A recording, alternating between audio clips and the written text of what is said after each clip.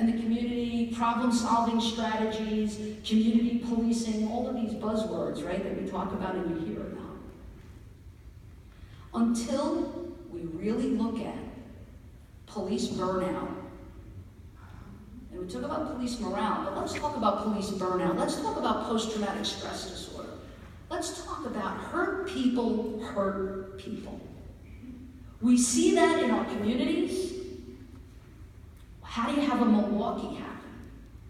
When you look at that shooting, and not to like Monday morning quarterback, because I don't believe in that, especially as an academic.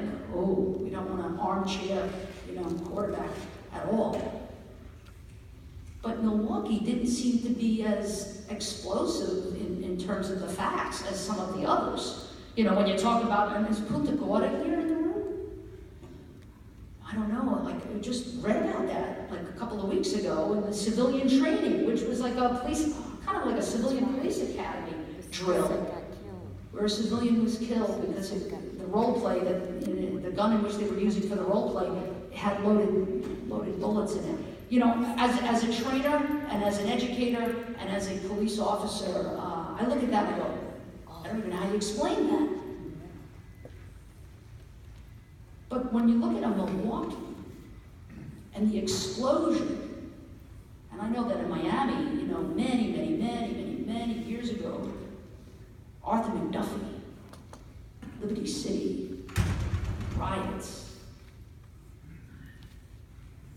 Why does that happen? It happens because hurt people hurt people. It happens because there's anger, and there's rage, and there's burnout in the community as well as in the police. So what are some of the ways that we can address this? A lot of the things have already been said, and I love Chief Kitsurov, I think you say? Is that how his name is pronounced? The chief that mentioned community healing. Community healing is needed. How do we do that? One of the ways in which, one of the strategies that seem to work, and academics have talked about this, and the theory suggests that maybe it might work, is community outreach through your clergy. Through the clergy, through the pastors, through the ministers, on all sides of the aisle, in all faiths. If we can engage them and befriend them, they can help be the bridge to befriend the community. Early intervention, employee assistance programs. Our cops are hurting. Rotating shifts, so important. When I worked in the when I say 9/11, 9/11 for me was a whole year and a half of work. My 9/11 work. It wasn't just the day that I was there at the foot of the first tower when the first plane hit.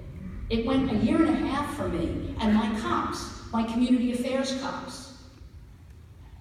And they worked for a year and a half, 12 to 14-hour shifts with very little time off.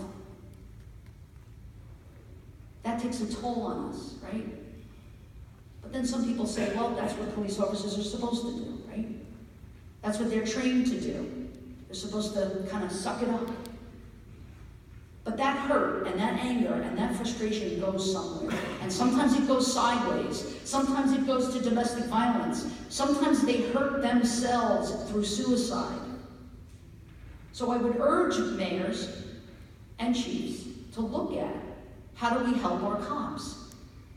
If blue lives matter, then let's really take a look at how can we help them to stop being rageful.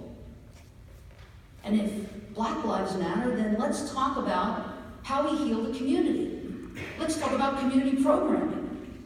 Let's talk about that kind of front-end stuff, that prevention stuff, not that reaction stuff, but that proactive stuff, right? Where we can go to our communities and we can do some type of a PAL program or neighborhood watch or after-school hour programming or something. I know that DARE doesn't work. How many of you are familiar with DARE?